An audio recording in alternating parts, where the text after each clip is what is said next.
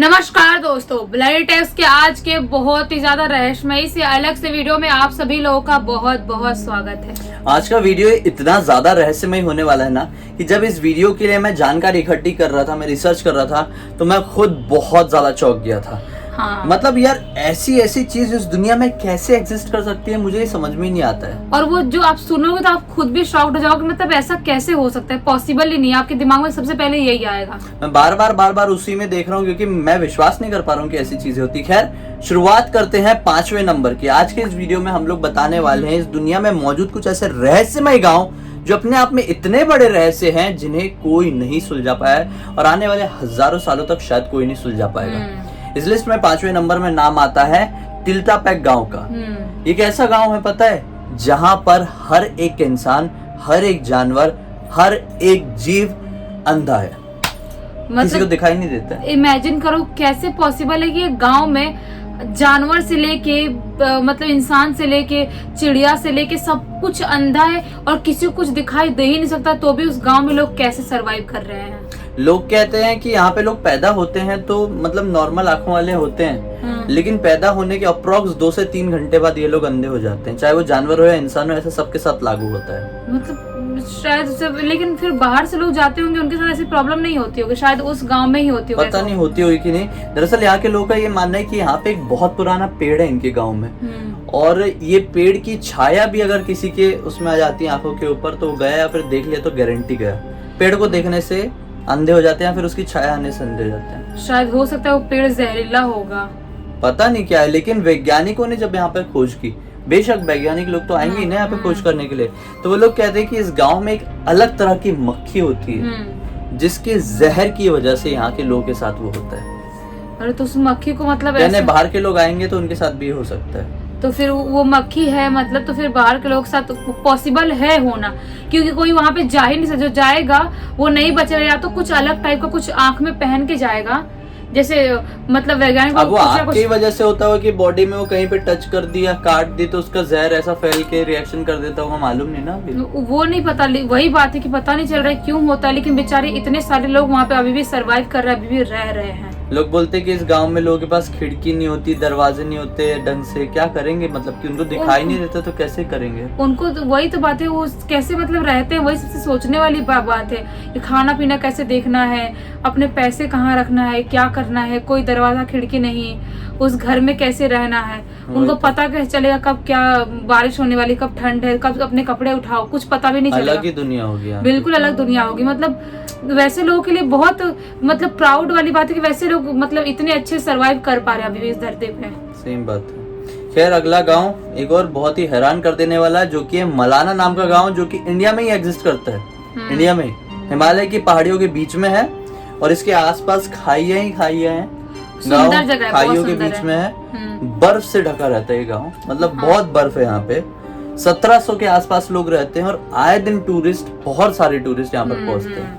सुंदर है इसलिए। अब कमाल की बात बताते हैं, तो नॉर्मल बात थी, वहां के लोग किसी भी बाहरी इंसान को टच नहीं कर सकते और ना ही कोई भी बाहरी इंसान वहां के लोगों को या फिर वहां की किसी भी चीज को टच कर सकता है। और वहां के लोग अलग से एक लैंग्वेज भी बोलते हैं, जो लैंग्वेज मतलब कहीं पर भी नहीं है, कोई और बोलता ही नहीं है दुनिया में, कुछ पता ही नहीं है। साइंटिस्ट लोगों ने भी पता करने की कोशिश की, पता ही नहीं, सिर्फ वहीं के लोग बोलते हैं वो लैंग्वेज। उसके ऊपर खोज भी शुरू है, लेकिन मेन मैटर ये लैंग्वेज वाला नहीं है। मेन मैटर ये है कि वहां पे ये नियम है कि कोई बाहरी इंसान यहाँ के किसी चीज को छू नहीं। अब दुकान में जाएंगे ना तो आपको कोई भी चीज निकाल के ऐसा जमीन में रखेंगे, फिर आपको पैसे जमीन में रखना होगा, फिर जमीन से उठाएंगे, आपको भी सामान जमीन से उठाना पड़ेगा, आप टच नहीं कर सकते। वहाँ का कोई सामान भी टच कर दिए तो 500 से 1000 से ऊपर तक का फाइन लग जाएगा। आपको कोई इंसान को टच किया तो 2000 से ज्यादा का फाइन है, और सामान को टच कर दिए तो 500-1000 तक का फाइन है। मतलब बताओ। और इस गांव का स्पेशल कानून है जो कि कोई भी तोड़ता है तो उसको सजा मिलती है। ये इंडिया कानून के हिसाब से नहीं चलते हैं, वो अपना ही रखे हैं, उनका अपना ही कानून है, उनके अलग ही नियम है, वो अपने हिसाब से ही चलते हैं, वो किसी को नहीं सुनते। दरअसल यहाँ के लोग क्या बोलते हैं कि हम लोग अलेक्जेंडर यानी कि सिकंदर के वंशज है। एक टाइम पे सिकंदर कहीं पर युद्ध करने जा रहा था, तो उनमें से कुछ उसके गुट के लोग थे जो कि यहाँ पर आराम करने के लिए ठहर गए थे, और वो फिर युद्ध में गए नहीं, वो यहाँ पे बस गए और फिर उनके ही वंशज ये लोग आए। मतलब ये सिकंदर से ही अपने आप को रिलेट करते, इसलिए इनका थोड़ा सा वो वाला जो है वो सिकंदर से ही मिलता जुलता है। मतलब इनको ऐसा लगता है कि हम तो सिकंदर के लोग हैं, तो हम इतने नॉर्मल नहीं हो सकते। और वहाँ पे हथियार भी पहले का टाइम का पुराने टाइम का रखा है, तो मतलब वो सबूत है कि हाँ हो सकता है कि वो सिकंदर के इधर के लोग हैं, उसके मतलब क्या बोले सैनिक में से, वंशज में से। हाँ, खैर आगे बढ़ते हैं। एक और हैरान कर देने वाला गांव जो कि तीसरे नंबर में आता है हमारे, इस गांव का नाम है बेनाग्राम गांव, जो कि वेस्ट बंगाल लगा है।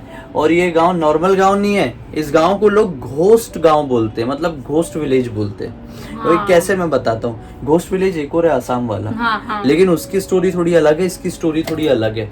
यहाँ पे कोई भी नहीं रहता है, कोई भी नहीं, एक सिंगल इंसान भी नहीं। लेकिन ये नॉर्मल गांव है। कुछ साल पहले तक ये पूरी तरह से भरा पूरा एक नॉर्मल गांव हुआ करता था, जहाँ पे अच्छे खासे लोग रहते थे। वहाँ पे घर भी अच्छे सीमेंटेड घर थे, अच्छे घर थे।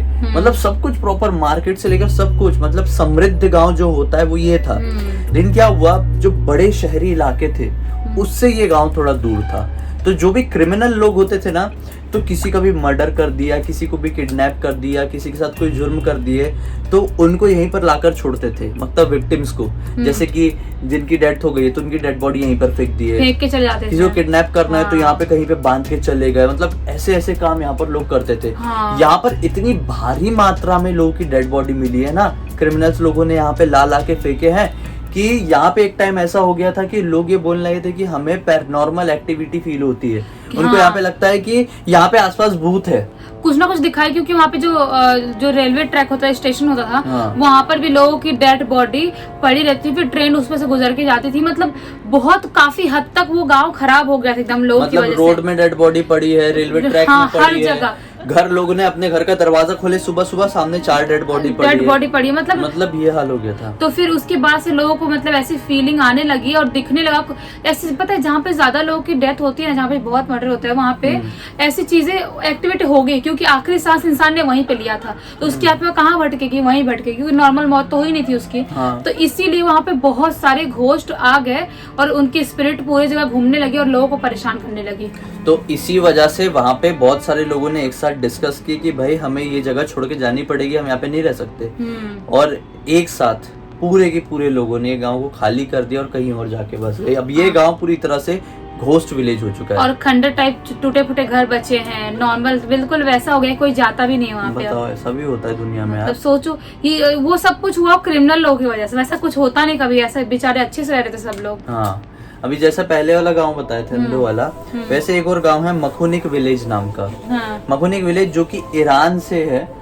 ये गांव में आज से 150 साल पहले तक के जो लोग थे वो बौने हुआ करते थे। उसके बाद से यहाँ पे लोगों की हाइट बढ़ना शुरू हुई। दरअसल यहाँ के लोगों की प्रॉब्लम ये है कि उस टाइम पे यहाँ के लोग ना चाय पीते थे, ना ढंग से खाना खाते थे, ना ही कोई प्रोटीन और विटामिन वाली चीज लेते थे। ये लोग केवल फ्रूट्स ही खाते थे। वहाँ पे वो बेर होता है, वो बेर, गाजर, खजूर, ककड़ी, यही सब खा के रहते थे यार। वहाँ पे ज्यादा, क्योंकि उसकी उत्पादन होती थी उसका बेर का, खजूर का, तो उनके लिए वही सरवाइव करना था कि वही खाकर रहना, वैसे मतलब रहना हमको। खाते ही नहीं थे। और ये नशे करते थे वहाँ के लोग। हाँ, बहुत नशीली चीज लेते थे। इस चक्कर में इनकी बॉडी को प्रोटीन नहीं मिल पाया, जो कि खानों से प्रोटीन मिलता है, अलग अलग खानों से मिल ही नहीं पाया, इसलिए ये लोग बौने होने लगे। फिर इनके आने वाली जो पीढ़ियां रही वो भी बौने रही, तो सब इनकी मतलब छोटे छोटे हाइट रहते थे। हैरान होने वाली बात यह है कि 2005 में इस गांव से एक स्केलेटन मिला, एक नर कंकाल मिला, जो केवल 25 सेंटीमीटर का था, अप्रोक्स इतना बड़ा। सोचो, ये नर कंकाल था और ये असली था, ये फेक नहीं था। इतने बड़े शरीर के इंसान का नर कंकाल मिला था, और वो कोई बच्चे का नहीं था, और बच्चा भी कोई पैदा इतना छोटा नहीं होता है। वो विकसित आदमी था, विकसित आदमी, बड़ा आदमी था, उसका नर कंकाल मिला और इतना छोटा। मतलब सोचो, क्या इतने छोटे छोटे लोग रहते थे वहाँ पे। एक बात बताऊं, हमारे जो भविष्य पुराण है, उसमें इस बात का वर्णन है कि कलयुग में इंसान जो होंगे ना, वो बहुत छोटी हाइट के होंगे, अप्रोक्स 1 फीट तक के होंगे, मैक्सिमम 1 फीट तक के होंगे इंसान। मतलब कि इतने, और इंसानों की उम्र मैक्सिमम से मैक्सिमम 12 साल तक की रहेगी। तो ये पॉसिबिलिटी हो सकती है कि जो कलयुग जा चुका है, सबको पता है ना, 28वां 27वां कलयुग चल रहा है, जो कलयुग जा चुका है, वो जो नरकंकाल मिला था उस कलयुग का रहा होगा। हो सकता है, पॉसिबल है, हो सकता है, लॉजिक है इसमें कि शायद हो कि पहले वाले कलयुग के लोग वो आखिरी लोग होंगे जिन एकदम छोटे छोटे पाए जाते थे। हाँ हो सकता है ऐसा, अभी भी इस कलयुग में भी शायद बहुत टाइम बाद ऐसा होगा, बहुत टाइम बाद, क्योंकि पहले जैसे लोगों की हाइट बहुत ज्यादा होती थी ना, पहले से भी कम होने लगे, लोगों की बहुत कम होने लगी है। हाँ। इसलिए पॉसिबल है। तो क्या सत्युग में पता है तुमको कितनी हाइट होती थी लोगों की? 7-7, 8-8, 10-10 फीट की, 11-11 फीट के हैं।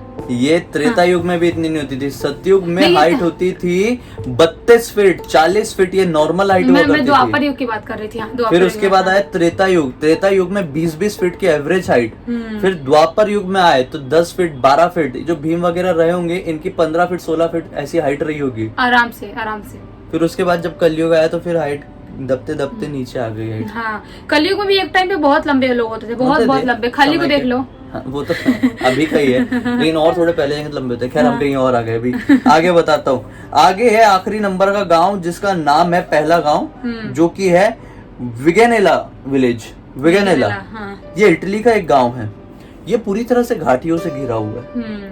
ठीक है। अब कमाल की बात यह है कि इतनी बड़ी मात्रा में घाटियों से घिरे रहने की वजह से जब ठंड का समय आता है ना, तो इस गांव में उजाला होता ही नहीं है, दिन ही नहीं होता है, रोशनी ही नहीं आती है। हाँ, मतलब 3-3 महीने तक कोई भी रोशनी, सुबह कोई नहीं सूरज होती, नहीं, कोई सूरज सुबह नहीं होती यहाँ पे।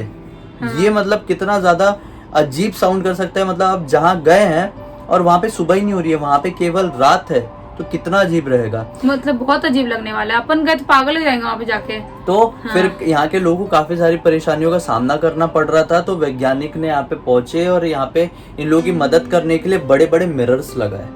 तो वो मिरर इस एंगल में लगाए गए कि जहाँ पे भी सन ऊपर की तरफ निकलता है ना, तो उसकी रोशनी रिफ्लेक्ट हो और फिर गांव तक पहुंचे। तो तब जाके यहाँ पे सुबह होना शुरू हुई, वो भी नकली तरीके से। थोड़ी थोड़ी, उतनी भी ज्यादा नहीं, नेचुरल वाली एकदम होती है उतनी भी नहीं होती। वहाँ पे रिफ्लेक्ट जितना होता है उतना काम हो जाए। ऐसे ही आप लोगों को पता है यूरोप की जो कुछ कंट्रीज होती हैं वहाँ पे ऐसा होता है ठंड के टाइम में कि नहीं, ठंड नहीं की गर्मी होता है, सुबह होती नहीं है। सुबह नहीं होती वहाँ पे, बहुत सुबह नहीं की रात नहीं होती है। मतलब रात के 1-1 बजे भी उजाला रहता है। हाँ, रात नहीं होती है, रात नहीं होती है। रात के 1-1 बजे भी उजाला रहता है। शायद गर्मियों में होता है वहाँ पे, हो सकता है, क्योंकि अपन ने भी एक बार देखे थे ऐसा कुछ। ब्लॉग्स देखा हूँ मैंने, उसमें पता चला है। खैर इस दुनिया में तो बहुत अजीब अजीब से रहस्य छुपे हुए हैं। इस दुनिया में ऐसी ऐसी जगहें हैं जिनके बारे में पता चलेगा तो आप लोग बोलेंगे क्या है ये, क्या है, अजीब है बिल्कुल, ऐसा लगेगा आपको। ऐसा ही एक और वीडियो मैं रील में भी बना चुका हूँ जिसमें मैंने आसाम के घोस्ट टाउन के बारे में जानकारी दिया था। तो मेरे रील को देखना है तो इंस्टाग्राम में जरूर आइए। और इस वीडियो को अब तक देख लिए हैं तो लाइक जरूर कर देना, चैनल को सब्सक्राइब करके बेल आइकन दबा के ऑल के ऑप्शन में क्लिक करना, क्योंकि इसी तरह के हैरान कर देने वाले अनोखी वीडियो आप लोगों के सामने रेगुलरली लेके आते रहते हैं। जैसा कि बताया, इंस्टा की लिंक इस वीडियो के डिस्क्रिप्शन बॉक्स में, मेरी और जिया की भी, दोनों के आके जुड़ जाना। चलिए कल फिर से मिलते हैं, तब तक के लिए बहुत बहुत धन्यवाद। आपका दिन शुभ हो।